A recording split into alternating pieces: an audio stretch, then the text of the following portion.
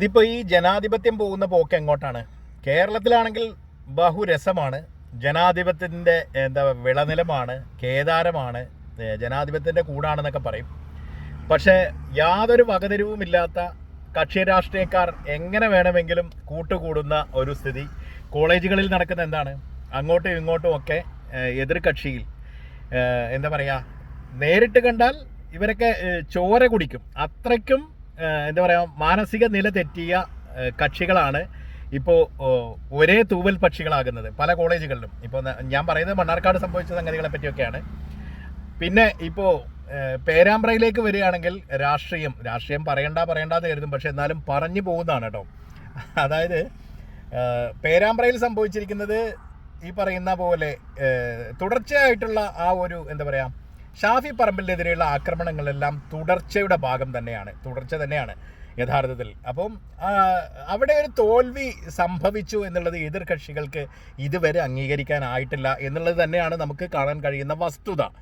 അപ്പോൾ ആ ഒരു കാര്യം കൃത്യമായിട്ട് അതിന് കൃത്യമായിട്ടുള്ള രൂപത്തിലുള്ള ഒരു അത് മനസ്സിലാക്കിയിട്ടുള്ള ഒരു പ്രവർത്തനങ്ങളാണ് എതിർ കക്ഷികളുടെ ഭാഗത്തു നിന്ന് ഉണ്ടാവേണ്ടത്.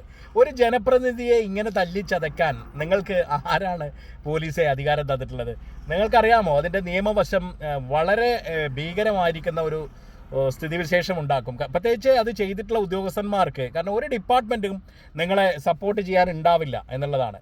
പല കാര്യങ്ങളിലും നമ്മൾ കാണുന്നതാണ്. ജനാധിപത്യത്തിൽ നിങ്ങൾ പോലീസുകാരാവട്ടെ, ഏത് ഡിപ്പാർട്ട്മെൻറ്റുകളാവട്ടെ, ബന്ധപ്പെട്ട വകുപ്പുകളോ ആര് തന്നെയായാലും കൃത്യമായി നിങ്ങൾ മനസ്സിലാക്കേണ്ടത് നിങ്ങൾ ജനങ്ങളുടെ സേവകരാണ്. അത് കൃത്യമായി നിങ്ങൾ മനസ്സിലാക്കാത്തിടത്തോളം കാലം ഇത് നിങ്ങൾ ആവർത്തിച്ചു കൊണ്ടിരിക്കും. കാരണം ആളുകളെ വല്ലാത്ത ഒരു സ്ഥിതിയിലേക്കൊന്നും കൊണ്ടുപോകരുത് എന്നേ പറയാനുള്ളൂ.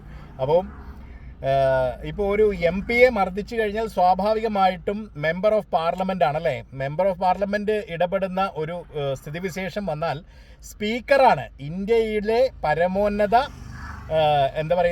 നിയമനിർമ്മാണ സഭ അല്ലേ. ഇന്ത്യയുടെ പാർലമെൻറ്റിനെ നയിക്കുന്ന സ്പീക്കറാണ് ഇടപെടുക. അതിൽ ബന്ധപ്പെട്ടുള്ള ഉദ്യോഗസ്ഥരൊക്കെ എവിടെ പോയി നിൽക്കുമെന്നുള്ളത് നിങ്ങൾ മനസ്സിലാക്കേണ്ടതാണ്. അതിൻ്റെ ഗൗരവം എത്രത്തോളം ഉണ്ടെന്നും മനസ്സിലാക്കുക. ഇത്തരത്തിൽ ഇപ്പോൾ കോൺഗ്രസ് ഭരിക്കുന്ന ഒരു സമയത്താണ് ഇത്തരത്തിലുള്ള ഒരു പ്രശ്നം ഉണ്ടാകുന്നതെങ്കിൽ ഏത് തരത്തിലായിരിക്കും നിങ്ങൾ ഇതിനെ കൈകാര്യം ചെയ്യുന്നത്? ഇപ്പോൾ നിങ്ങൾ കൈകാര്യം ചെയ്യുന്ന രീതി എന്താണ്? എന്തും ഒരു ലാഘവത്തോടെ മാത്രമാണല്ലോ ഇത്തരത്തിലുള്ള കാര്യങ്ങളെ നിങ്ങൾ കാണുന്നത്.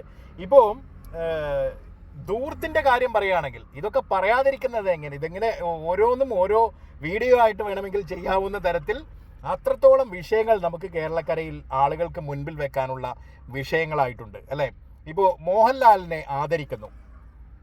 ദാദാ സാഹിബ് ഫാൽക്കെ അവാർഡ് ലഭിക്കുന്ന മോഹൻലാലിനെ ആദരിക്കുന്നതിൻ്റെ ഭാഗമായിട്ട് നടക്കുന്ന ചടങ്ങിൻ്റെ മൊത്തം ചെലവ് 2,86,00,000 രൂപ ആണെന്ന് വിവരാവകാശം പുറത്തുവിടുന്നു. അത് വിവരാവകാശമാണോ കൃത്യമായിട്ട് ഉള്ള കണക്കാണോ എന്നുള്ളതൊക്കെ അതിൽ നിൽക്കുമോ, അല്ലെങ്കിൽ ആ ഒരു എമൗണ്ടിൽ ഈ ഒരു ചെലവ് നിൽക്കുമോ എന്നൊക്കെയുള്ള കഥ നമ്മൾ ഇനിയും കണ്ടറിയേണ്ടിയിരിക്കുന്നു. ഒരു പക്ഷേ അതിൽ കൂടുതൽ ഒക്കെ പോകാം. കാരണം ഇത് മുഴുവൻ ഖജനാവിനെ കട്ടുമുടിക്കാനുള്ള സാഹചര്യങ്ങൾ സൃഷ്ടിക്കപ്പെടുന്ന ചില ചടങ്ങുകൾ മാത്രമാണ്. അതേപോലെയാണ് മുഖ്യമന്ത്രിക്ക് വേണ്ടി കേരള യാത്ര നടത്തിയപ്പോൾ ആ ഒരു ബസ് വാങ്ങിയത്. ഇന്ന് ആ ബസ് ഏത് രൂപത്തിൽ എവിടെ നിൽക്കുന്നു എന്നുള്ളത് നമ്മൾ സോഷ്യൽ മീഡിയയിലേക്ക് കണ്ടുകൊണ്ടേയിരിക്കുന്നു. എന്തിനാണ് ആ ബസ് പൊളിച്ചടുക്കിയത്? ആ ബസ് അതേ രൂപത്തിൽ തന്നെ ഒരു സർവീസിനോ അല്ലെങ്കിൽ ഏതെങ്കിലും പ്രത്യേക തരത്തിലുള്ള VIP-കളുടെ ട്രീറ്റ്മെൻറ്റിനോ എയർപോർട്ടുകളിലോ അങ്ങനെ എന്തെങ്കിലും സംവിധാനങ്ങൾ, ഇനി അതല്ലെങ്കിൽ അത് ലേലം ചെയ്യാമായിരുന്നില്ലേ? എന്തുകൊണ്ട് നിങ്ങൾ ഇത്തരത്തിലുള്ള പണം, ജനങ്ങളുടെ നികുതി പണം കൊള്ളയടിക്കുന്ന രൂപത്തിലേക്ക് നിങ്ങൾ ഈ തരത്തിൽ, അതും അധ്വാനിക്കുന്ന ജനവിഭാഗത്തിൻ്റെ പാർട്ടിയായ നിങ്ങൾ മാറിപ്പോകുന്നു എന്നുള്ളത് നിങ്ങൾ തന്നെ ചിന്തിക്കേണ്ടതല്ലേ? നിങ്ങളുടെ അണികളിൽ ഒരുത്തനെ, DYFI-കാരനെ നിങ്ങളുടെ മറ്റു ടീമുകൾ അടിച്ച് കൂട്ടി ഗുരുതരാവസ്ഥയിലാക്കിയ ഒരു സ്ഥിതിവിശേഷം കൂടി നിലവിലില്ലേ? എന്താണ് സംഭവിക്കുന്നത്? ഇത്തരുണത്തിൽ 3 ആഴ്ചയ്ക്ക് ഉള്ള ഒരു ഗൾഫ് പര്യടനത്തിന് വേണ്ടി പോകാൻ തയ്യാറായ മുഖ്യമന്ത്രിയുടെ യാത്രാനുമതി തടയുന്ന കേന്ദ്ര സർക്കാരിൻ്റെ ആ ഒരു വില്ലൻ എഴുന്നള്ളിപ്പും നമ്മൾ കണ്ടു അല്ലേ. അപ്പം എന്തിനായിരുന്നു 3 ആഴ്ചക്കാലം നീണ്ടു നിൽക്കുന്ന? കേരളത്തെ ഉദ്ധരിക്കാനാണോ? കേരളത്തിന് വേണ്ടി എന്ത് കൊണ്ടുവരാനായിരുന്നു? നിങ്ങൾ ആലോചിച്ച് നോക്കണം. അപ്പോൾ ഇത്തരത്തിലൊക്കെയാണ് കാര്യങ്ങൾ പോകുന്നത്. വളരെ മോശമായിട്ടുള്ള ചുറ്റുപാടാണ്. CAG റിപ്പോർട്ട് പ്രകാരം കേരളം വളരെയേറെ സാമ്പത്തിക പരുങ്ങലിലാണെന്നാണ് അറിയപ്പെടുന്നത്. ഇപ്പോൾ തൊട്ടടുത്ത സംസ്ഥാനങ്ങൾ കർണാടക ആവട്ടെ തമിഴ്നാടാവട്ടെ ഏകദേശം 6 രൂപയുടെ വ്യത്യാസം, മാഹിയിലാണെങ്കിൽ അതിലേറെ വലിയ വ്യത്യാസത്തിലാണ് പെട്രോളിയം പ്രോഡക്ട്സ് വിറ്റുകൊണ്ടിരിക്കുന്നത്. വില വ്യത്യാസമാണ് ഡീസലിനും പെട്രോളിനും. അപ്പോൾ ഇത്തരത്തിൽ ജനങ്ങളെ കൊള്ളയടിച്ചിട്ടും അങ്ങേയറ്റം ഇപ്പോൾ രജിസ്ട്രേഷൻ ഫീസ് കൂട്ടുന്നു, സ്ഥലങ്ങൾ രജിസ്റ്റർ ചെയ്യാൻ പഴയ പോലെ കഴിയുന്നില്ല, ഒരു തരത്തിലുള്ള ബിസിനസ്സുകളും നടക്കുന്ന ഒരു സാഹചര്യം നിലവിലില്ല. അപ്പോഴാണ് തദ്ദേശ സ്വയംഭരണ സ്ഥാപനങ്ങൾ, പഞ്ചായത്ത് ആവട്ടെ, മുനിസിപ്പാലിറ്റി ആവട്ടെ, കോർപ്പറേഷൻ ആവട്ടെ, ഇത്തരം സ്ഥാപനങ്ങൾ അല്ലെങ്കിൽ ഇത്തരം എന്താ പറയുന്നത് ജനങ്ങളുടെ സ്ഥാപനങ്ങൾ എന്ന് പറയുന്ന ഇത്തരത്തിലുള്ള തദ്ദേശ സ്വയംഭരണ സ്ഥാപനങ്ങളിൽ നിന്ന് ലഭിക്കേണ്ട സേവനങ്ങൾക്കെല്ലാം വളരെ വലിയ തോതിൽ 100 ഇരട്ടിയൊക്കെ ഫീസ് വർദ്ധിപ്പിച്ച നടപടികൾ. നിങ്ങൾ ആരോടാണ് ഈ സംസാരിക്കുന്നത്? എന്താണ് നിങ്ങളുടെ പ്രശ്നം? ഇത്തരത്തിൽ ജനങ്ങളെ കൊള്ളയടിക്കാൻ നിങ്ങളെ ഉപദേശിക്കുന്ന ഉദ്യോഗസ്ഥ ദുഷ്പ്രഭുത്വത്തെ തുറന്നു കാട്ടാതെ അടുത്ത ഇലക്ഷനിൽ നിങ്ങൾക്ക് 3ാമത്തെ തുടർഭരണം കിട്ടുമെന്ന് നിങ്ങൾ കരുതുന്നുണ്ടോ? നിങ്ങൾ ജനങ്ങളെ എന്താണ് ഉദ്ദേശിക്കുന്നത്? ആ സമയത്തേക്ക് 2 കിറ്റ് കൊടുത്ത് രക്ഷപ്പെടാമെന്ന് നിങ്ങൾ കരുതുന്നുണ്ടോ?